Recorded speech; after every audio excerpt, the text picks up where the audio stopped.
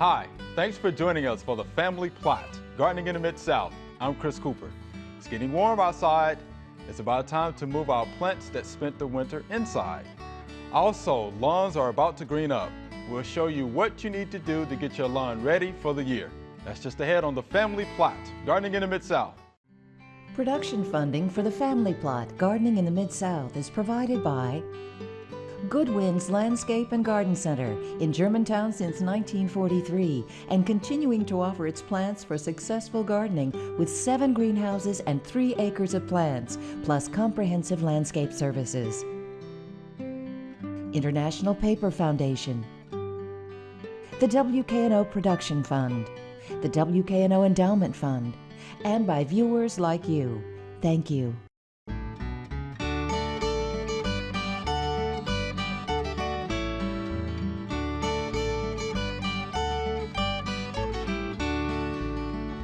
Welcome to the Family Plot. I'm Chris Cooper.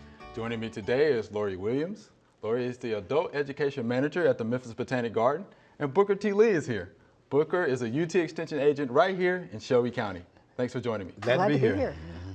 All right, Miss Lori, it's time to get those houseplants back outside. We have a few questions, okay, to ask. Do I have to move my plants outside, though? People don't have to move them out.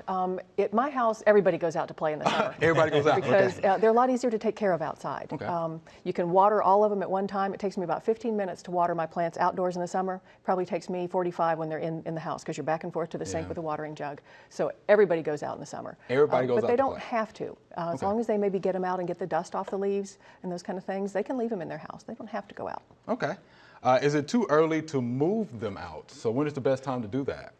It is a little early yet. We're still going to probably have a couple of frosts. At my house, I live in North Shelby Forest. We have had frost as late as April 19th. Wow. Now the average last date is the 15th, but that doesn't mean that is an absolute last Right. frost date. And if you move them out too early, you either have to bring them back in or they'll get pinched, and it could kill them. If they're a real tender plant, it'll kill them. Wow. So I generally wait until about May 1st to move mine out. May 1st, okay. So let's say you move them out and they're predicting a frost. Can you cover them up? You can, if you use, but plastic doesn't work. Okay, So you almost need to use a blanket or a sheet or something like that, or move them into like a covered area where frost can't get to the leaves as easy.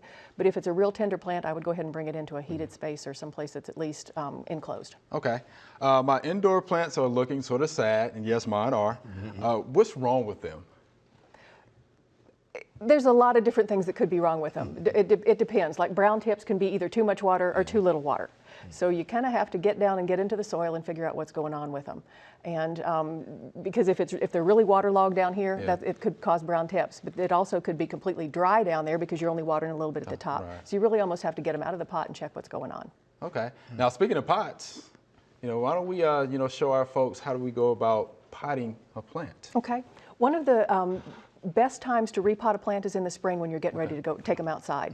And this one is ready to be repotted because it's root bound. Now, what kind of plant is that, Lori? This is a pothos or pothos. Right. I've heard it both ways. heard I'm it not both real ways. sure. Yeah. It's probably a standard house plant. It's a really sturdy house plant. You Okay. can neglect this one a little bit and it'll still survive. And but you can see this one. The roots are really wound around the bottom of the pot. It's time That's to a good repot example. this one. Root binder, yeah. And you can also check sometimes by just picking the pot up and looking, and you'll see the roots coming out the bottom, and that means it's time. And I generally start from the bottom and work my way up when I'm going to divide it. I'm actually going to divide this plant, and so I'm just going to pull them apart. And you can be a little brutal. People are saying, "Oh my gosh, you're going to kill the plant." You're really not going to. They're sturdier than you might think. And by pulling from the bottom into the top, it's going to kind of divide at a natural place, rather than me cutting through the top. I might be cutting through the crown of the plant. Wow, so you really divided that one. How about that? And that will be a good size to go. Actually, probably I would get 3 out of this one okay. if I were going to continue to use small pots. Okay. Now, the alternative would be to stick this in a bigger pot. But you want to use a pot that's about 2 inches bigger than the one that it's coming out of. But since I divided this one, I'm going to go ahead and put it. And before you do into that, this Lori, pot. look at those roots. I mean, a nice white, fibrous looking roots. So that's These are healthy roots. Now, if you run into a bunch of brown mush down there, you need to probably cut it off, maybe even throw that plant out, but it means it's been getting too much water. Okay. And this one right now is really soggy. Yeah. When I picked this up at the Botanic Garden, it was in a saucer of standing water. Not a good way for a plant to be. Now, they probably will come along and dump those saucers out after a while. Right. You saved up that lie. That's good, Laura. I've killed a few in my time too. That's what you say that thing. More than a few. You really happy now. And I'm going to make a mess here on their table. Oh, that's all right. That's what it's for.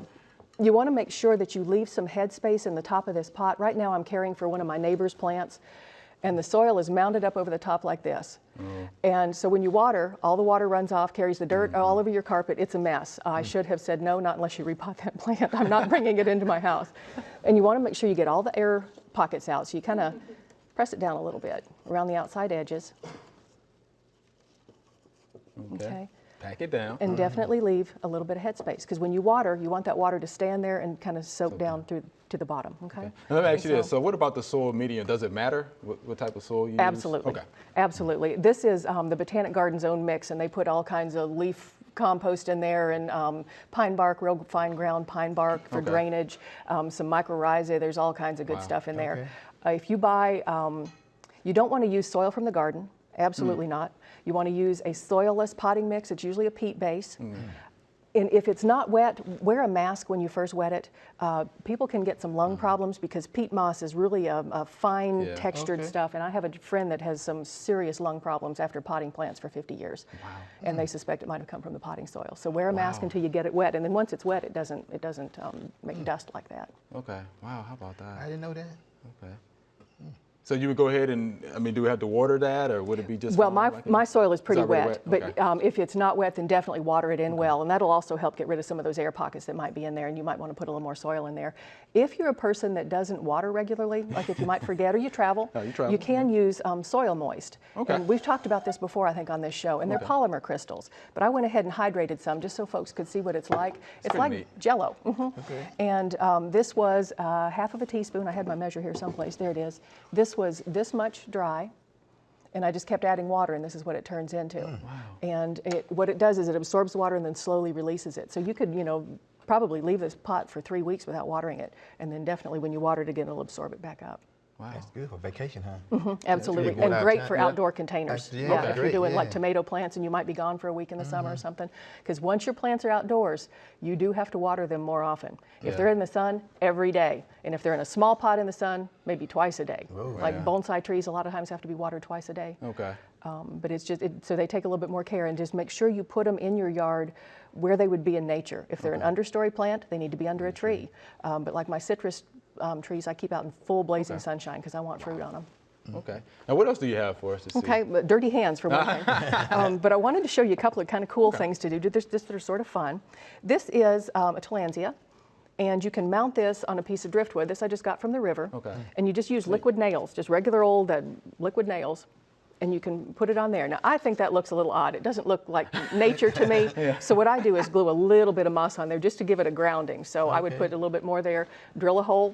I forgot to tell you, drill your hole first, because it's a lot easier before the plant's on there to drill your hole. Then you can just hang this under a tree someplace and just hit it with your water wand when you're watering the rest of your plants. I have quite a few of these. Oh, that's nice. And they look really nice. Bromeliads are big flowering, and they're beautiful. They have gorgeous flowers on them. A lot of foliage is red too.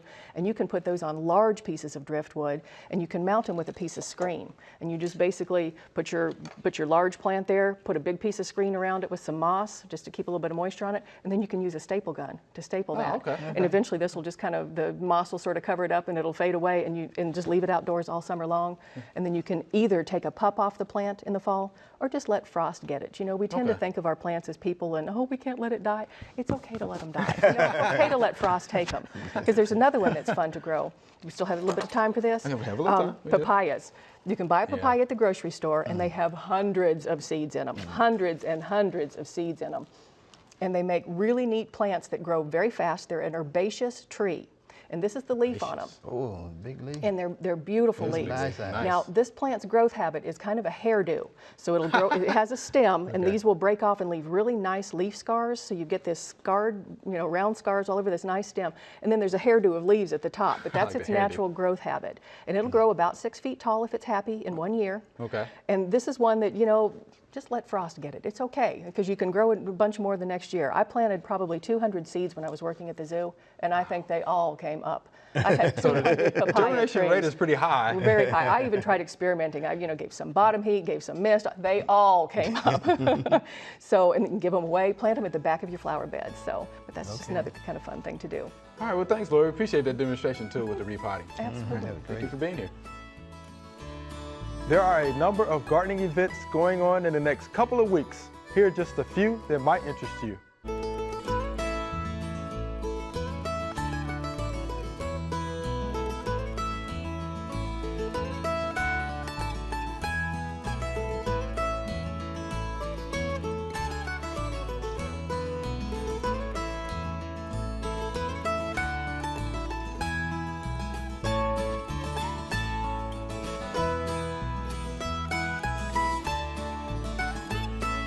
All right, we're out here. We're going to talk about spring lawn care with Booker T. Lee. Okay. He's our lawn guy. All right, so how do you want us to get started? What's the first thing we need to do when it comes down to lawn care in the spring? In the spring, now, one of the first things we need to do now, Chris, now a lot of folks outside now start cutting their grass kind of early. Okay. They're cutting the grass kind of early. They're trying to get all that dead grass out of there. Sure. And what I like to do on that, I like to bag that first grass cutting. Okay. And get all that out of there. If all the cold weather gone, I like to try to cut it kind of low. Then another thing we make a mistake of doing, we have our lawnmower blade. We have our lawnmower blade. Now you look at this blade here, that's a dub blade. But you need to get your lawnmower blade sharp. You need to have at least sharp twice a year during the growing season, during the cutting season. And I do mine. I take it off the lawnmower and take it to this place, let them get them sharp. They only charge me like $5 or $6. Okay. And that's real good. And you can tell the difference in the grass cut once you get that mower blade sharp. Because you're not beating it down. You're not beating it down, Clean you're cut. cutting it down, then you're cutting it. So then, another mistake that we make early, we cut our grass the same way every time. Right. You can go out there and cut that grass different ways and make it stand up. And when you start adding fertilizer to the grass and watering the lawn, it get down to the soil where you want it to go to do some good thing in there. Okay. And another thing we see now is fertilizer. And on the back of fertilizer, you don't see 3 numbers, Doc. You don't see 3, like 13, 13, 13. Okay. That's ammonia, that's nitrogen, phosphorus, and potassium. Okay. And most times your grass now, if you use nitrogen fertilizer, it's used nitrogen in a lot amount. Okay. And a lot of times when you do your soil test, they might not give you a reading in nitrogen. Because nitrogen kind of mobile in the soil, Right. it's kind of move around a lot in the soil. Okay. But your phosphorus and potassium, based on your soil test, when you put that down, Okay. because they can build up in the soil and stuff in there. And a lot of times people make a lot of mistakes when they start fertilizing their lawn. And they see ammonium nitrate, 3400. Oh, yeah. You might see on there sometimes saying, don't put on that established lawn and all that. Right. You know ammonium nitrate. It'll burn. It'll burn. If you put it down, don't water it in, don't burn your grass up. Right. But when you put ammonium nitrate down, you need to put the recommended rate down. If it tell you on somewhere, you don't put a whole lot down on there. You want to water it in good. Okay. And water it in good. If not, it can burn your grass up. Right. And that's why they're protecting that. You don't want to burn your grass up when you put it down. Right. You need to water it in and everything. Okay. And another mistake that we make, when people put fertilizer down, they get on the side. Well, let me show you how they do it, what they mess around and do here. Okay. You need some help with that? Yeah, let me just pour just a little bit in this container here, just a little bit. Wait. See how I look in there? Hope it come out of here. Oh, that's good right there. Right. We just do the demonstration of what you don't want to have when you're putting your fertilizer down. And most time, based on your soil test, when you get it back, they'll tell you how much to put down. A lot of times it's based on 5,000 square feet, 1,000 square feet. And they got a knob on here and you can set that gauge to Just set it. how much you want to put down on that area. Okay. And one thing that we normally do, you see this sidewalk here? A lot of people get on the hill, you hold it back, and get on that sidewalk. We don't want to get on that sidewalk like that. That's something we don't want to do. Because if you get on that sidewalk, when it's raining, it can wash your way into the thing. Right. Because we don't want to poison those fish that are down there. We're pouring that when we fish go in down there. the storm water system. In there. All right. Another time you need to set it, make sure when you go down, you don't get in the way. You don't want to get right in your soil. You like this here. And you put it down, and you know right there, you see where they're putting out at. You don't want to overlap a lot. You putting it down there, so you want to stop and cover the entire thing. But the most important thing is reading that soil test and putting down the right amount. Okay. And another thing, don't put it down when it's raining. Oh, like Yeah, you don't put that when it's raining. Okay. Because one of the things you want me to do, because what happens, when the grass is wet, what can happen, it can stick to the blade of the grass. Okay. And burn the grass blade. So you want to make sure that you put it down when it dry. Okay. And most times you might want to water it in too. Put the fertilizer in there. Okay. Get them in there. Okay. And another thing we're talking about again, thatch. All right. Thatch in your lawn. You got a lot of thatch. And why do we have thatch in our lawns? A lot of What times, causes that? a lot of times people leave a lot of dead grass on the lawn, leaves over a period of time them built up in there, Right. grass clipping. And what we recommend that you cut the grass, remove no more than 1/3 of the grass blade off there. Okay. Sometimes people let the grass get real tall, Right. and then they cut it and leave all that on the lawn. Okay. Now that, how you can do, you got a little garden, you got a little small area, you get the garden rake and rake it out of there. See that, all that dead grass come out of there? You can do that, move some, you can move thatch out of there. If you got a lot of thatch in there, you can rake that out of there and get that dead grass out of there. And you get all that dead grass out there, and right here you can put this in your compost pile. Okay. And also you have been aerated, you can do here, aerate it some. No, loosen your soil up. So for Bermuda, we need to start doing that when? In May, In May. probably about the middle of May, and you got a cool season grass, might want to do that in September. But you September. want to make sure the grass is actually beginning to grow, because you want to expose those root system to the winter all year long. Okay. Let me ask you this, then why do we aerate? A lot of times when grass area get compact, and we compact then because you might have a lawn service on there, they ran across on the tractor, patting your grass down. You might cut your grass when it's wet or something like that, so you want to aerate it for loosen that soil up. Loosen the soil up. Lean the soil up for your nutrient get down to the soil, to the root system of the grass, and doing that. Okay, And well, look, we appreciate that hard work, man. We'll Man, see you out there. I'm tired now, man. I need to get in shape. What can I do? I need to get more in shape, but that's how you do that. And then we can do that, use a garden tool at our house with Rick or something. Okay. And do that. All right, we And then- appreciate it, man. Thank you. All right. Remember, we love to hear from you. Send us a letter or an email with your gardening questions. Send your email to familyplot@wkno.org. The mailing address is Family Plot, 7151 Cherry Farms Road, Cordova, Tennessee, 38016. All right, this is our Q&A session. Ms. Lori, you jump in there with us, all right? Here's the first viewer emails. Roscoe in Atoka. Atoka. He writes, I have a brown turkey fig tree. I have never pruned it and I need to do something. It is planted close to the side of my house and it is up to the gutter. Oh. Is it okay to prune it, Booker? What do you think about that? I think you can prune it now. You know, anytime a tree is going to get into your gutter like that, you might want to cut some old branches off there. And also, you might want to try to thin it out some inside there, and more sunlight can get down in there. But on fig tree, the best thing to start pruning those and shake them though when they're real small. Right. You know, but he can prune that now, and also you can check for dead branches on that too while you're in there pruning it. But it won't hurt anything to prune it now. Right, you can prune it now, and I would actually wait a little bit to see if it has any winter damage. Yeah, winter damage Okay. in there, yeah. So if you have any damaged or dead shoots, take those off. I'll go ahead and prune those out. Yeah, and I brown turkey too. That's a good fig too. I like It's it. a good fig. Good fig for this area. And something else too I know about fig trees. Here in Tennessee, they grow like shrubs because of cold damage. You know, they should be growing like trees, but again, they grow like shrubs because of cold damage. And they put a lot of branches too inside of them too. That's why you need to try to thin those out. Thin them some, out, too, get yeah. good sunlight Just sunlight penetration, through there, yeah. and get air circulation. Air circulation. Yeah. So that'll make the difference. Yeah, they don't have a whole lot of disease, but they will need the air circulation. All right. Anything to add to that, Lori? I have a question. Where I've pruned mine back, a lot of times I'll get dieback. Is that from unclean pruners, or it seems like the stem that's still there gets dieback in it?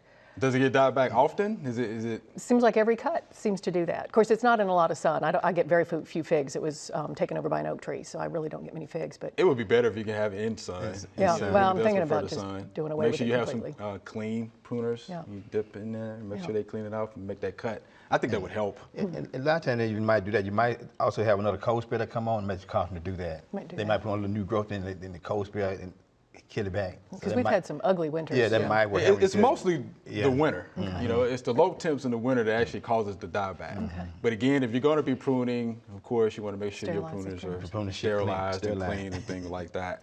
So there you have it, Mr. Roscoe. All Roscoe. right, now here's our next question. We actually talked about this a little earlier. So why do my houseplants have brown tips on the leaves, Lori? Could be a couple of different reasons. It could be, it's usually a water problem, either Okay. too much or too little. And sometimes it's low humidity in the house too. You know, indoors we don't have as high humidity as we do outdoors in the summer in Memphis. And it could also be a buildup of fertilizer in the soil. Yeah. So they can get rid of that by just flushing it really good. I mean, just keep watering it until water's coming out of the bottom. Okay. So usually, and I've gotten this question a time or two, Booker probably has as well. You know how you have the pots and you usually see some crust, you know, right around the rim.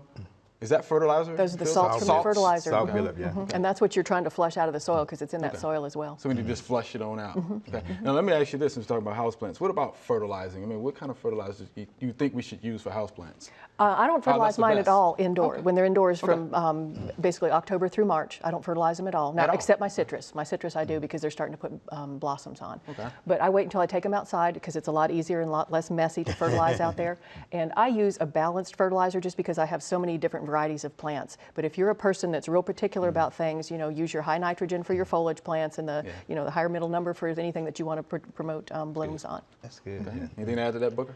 No, a lot of times, like you said, when I water my plant, I let it drain for about 20 or 30 minutes. Then I empty that tray out of the water. I add the tray go on and stand in water. Yes, good and thing. that process thing that you get those yellow tips on there, you know, too, also helps on. But I let mine drain for a while. Okay. Now, do we need to pinch off those leaves that have the yellow You or can. brown They'll tips? look better if you do. look better. They'll definitely look better if you better, do. Or just take the whole leaf off if it's starting to move up the leaf. But it can also be from too much chlorine in the water. Other places, I don't think that's true here in Memphis. We have such good water that have our good water's our water's wonderful, and houseplants don't seem to mind. Okay. I like that. All right. So here's our next question. Can you plant Kentucky 31 grass seed over Bermuda grass in order to have green grass all year long? This question is from Mr. Jim. And we just happen again to have our lawn guy here. So Booker, can you plant Kentucky 31 grass? Well, seed Kentucky over one, Bermuda? that's a cool season grass. It is? That's a cool season grass, and it's not gonna just die out and when it get real hot, and then you don't have it mixed in with the Bermuda grass too. But what I would do, I'd probably put some, like, if I want green grass year round, put some kind of ryegrass down. I put a ryegrass over the Bermuda grass because in the summertime it'll die out, you know, when it get real hot. But the Kentucky 31 gonna stay there. It's not gonna do that. So you can do, but I prefer to do a ryegrass to have green grass year round.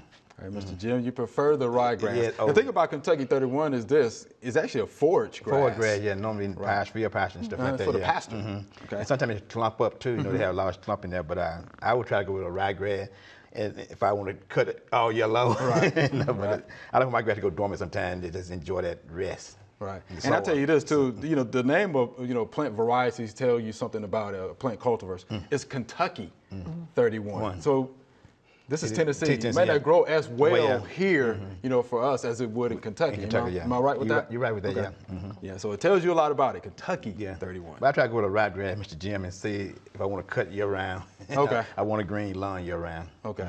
Do you have a green lawn now? No, mine completely brown right now. Coming in, they're beginning to come in, yeah. All right, here's our next question. What is the best way to control azalea lace bugs? And Lloyd, we want you to jump in on this one too. What do you think? I use neem oil on everything, and I have pretty good luck if you're Pretty good consistent. I mean, you have to be consistent and spray quite a few times with it, but I've had pretty good luck with that on just about everything. Okay, Booker? One thing you might want to check on the side of the leaf on the azalea, that way they don't try to hide from you up on the side of the leaf, and then treat it under there.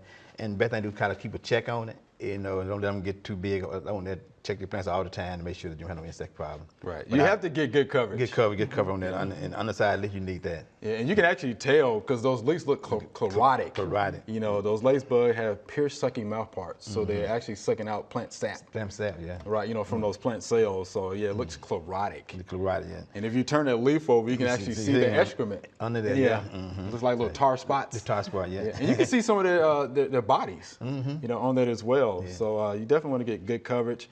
I prefer the safer, Safe or something? you know, insecticides Organic, like yeah. you know, insecticidal soap. Going organic. But you have to catch them early. Early, yeah. You're going to use that. You're gonna use that, yeah. You know, insecticidal soap, neem oil, something else, you know, that's pretty safe as well. Your horticultural oils, Yeah. you know, will be good as well. You just have to make sure you get good coverage. Yeah, that coverage is the most important thing. If you Yeah. miss one, they're still going to be there. That's right. And I also read the label on that too. You know, a lot of times temperature might have effect on that and stuff, but always read the label when you use any kind of chemical. Okay. To make sure it's correct. All right, well, Booker, Ms. Lori, we're out of time. That's all we have time for today. Thanks for watching. I'm Chris Cooper. Be sure to join us next time for the Family Plot, Gardening in the Mid-South. Be safe.